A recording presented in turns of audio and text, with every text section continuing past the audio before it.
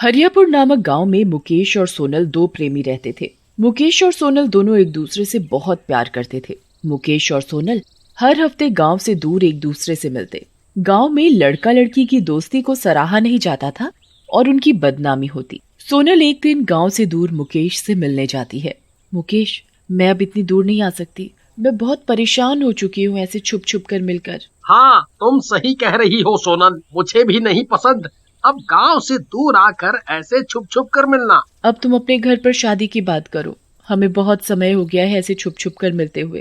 ठीक है, तुम चिंता ना करो, मैं आज ही घर जाकर अपने माता पिता से बात करता हूँ। ठीक है, मैं भी पूरी कोशिश करूंगी कि अपने माता पिता को इस रिश्ते के लिए मना लूं।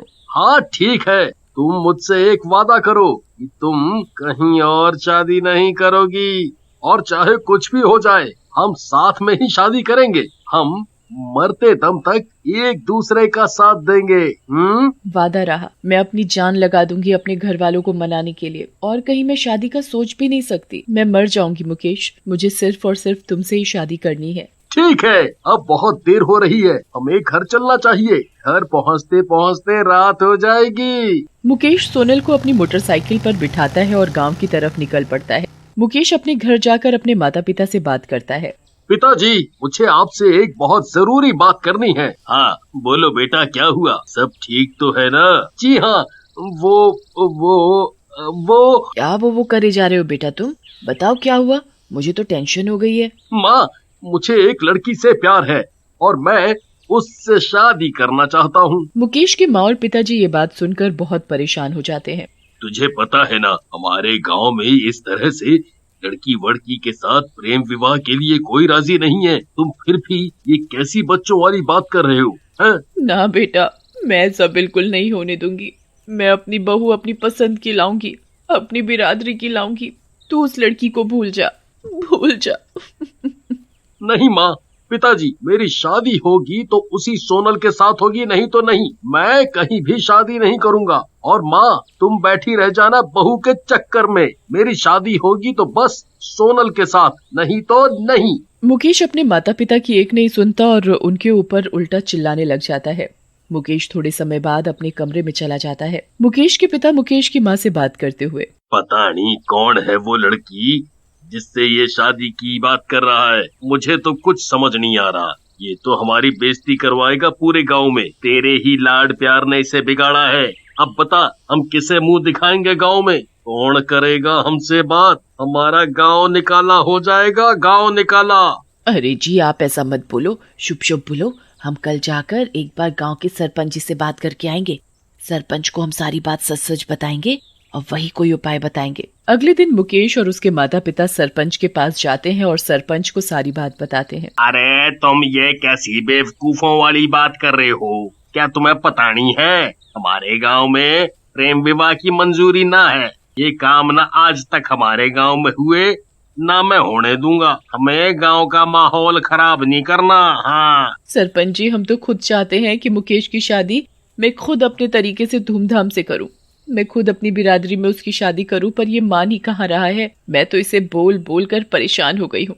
जरा आप ही इसे समझाओ। मुकेश, देख बेटा, ये सब हमारे गांव में नहीं होता और ना ही ये सब हमारे गांव के लिए अच्छा है। हम अभी सब कितने अच्छे तरीके से सारे गांव वाले मिलके रहते हैं।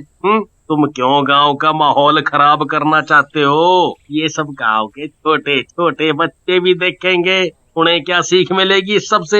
हैं? सरपंच जी, मैं तो सोनल से ही शादी करूंगा, नहीं तो मैं जिंदगी भर शादी ही नहीं करूंगा। सरपंच को मुकेश की ये बात सुनकर बहुत गुस्सा आ जाता है।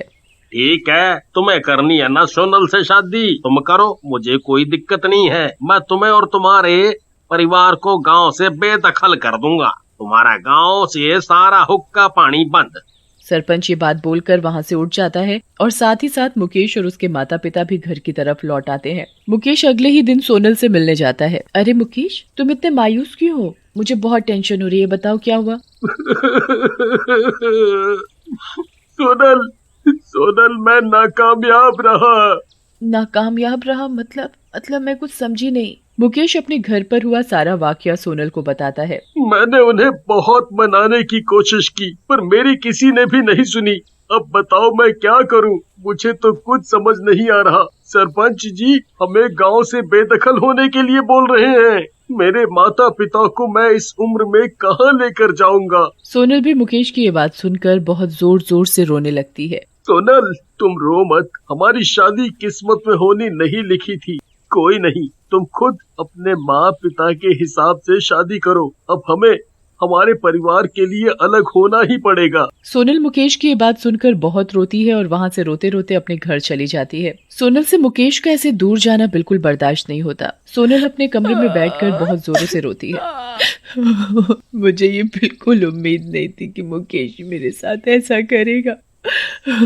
मैंने मुकेश को दिल और जान से प्यार किया था। मेरा अब इस दुनिया से विश्वास उठ गया है। मेरा मरना ही ठीक रहेगा। सोनल देखते ही देखते खुद को फांसी लगा लेती है और मुकेश के प्यार के चक्कर में अपनी जान दे देती है। मरने के साथ ही सोनल एक चुड़ैल बन जाती है और उसकी आत्मा भटकने लगती है। मैं किसी को नहीं छोड़ूंगी। मैं गांव की सारी लड़कियों का क्या हाल करूंगी। ये गांव वाले भी नहीं सोच पाएंगे कि आखिर ये हुआ तो हुआ कैसे। चुड़ैल सबसे पहले सरपंच की बेटी को परेशान करती है। सरपंच की बेटी रात में सो रही होती है, तभी सोनल चुड़ैल सरपंच की बेटी के ऊपर चढ़कर उसका गला दबा देती है। अरे कौन है? कौन मेरा गला दबा रहा है? कोई बचाओ मुझे, कोई बचाओ मुझे। तभी सोनल चुड़ैल सरपंच की बेटी के आगे आ जाती है। मैं आज तेरा खात्मा करके ही रहूंगी। तेरे बाप ने मुझे और मेरे प्यार को शादी की अनुमति नहीं दी, इसी कारण मैंने फांसी लगा ली और आज मैं चुड़ैल बन गई हूँ। कोई बचाओ मुझे, कोई बचाओ, मैं मर जाऊंगी। ये चुड़ैल मुझे नहीं छोड़ेगी। सरपंच की बेटी की चीख सुनकर सरपंच और उसकी माँ उसके कमरे में घुस जाते हैं। अरे क्या हुआ बेटी, क्या हुआ? कौन है? क्यों इतना चिल्ला रही हो? अरे क्या हुआ बेटी, क्या हुआ? कौन है? क्यों इतनी तेज चिल्ला रही हो? माँ वो सोनल, माँ वो मुकेश। सोनल सोनल सोनल। सरपंच की बेटी इतना ही बोल पाती है और वो बेहोश हो जाती है। थोड़ी ही देर में सरपंच की बेटी होश में आती है और सरपंच को सब कुछ बताती है, परंतु सरपंच उसकी बात को मजाक में लेता है। अरे ये सब तुम्हारा वहम है बेटी। कुछ दिनों से ये मुकेश सोनल की बात ज्यादा चल रही है, इसलिए तुम्हारे मन में सोनल का डर बैठ गया है और कुछ नहीं। सरपंच अपनी बेटी की एक नहीं सुनता और उसकी बेटी को आराम करने के लिए अपने कमरे में भेज देता है। कमरे में जाते ही सोनल फिर सरपंच की बेटी का गला पकड़कर उसे मार देती है। सरपंच की बेटी बहुत चीखती चिल्लाती है, पर कोई उसकी एक नहीं सुनता और तभी से सोनल चुड़ैल गांव की सारी लड़कियों को परेशान करती है।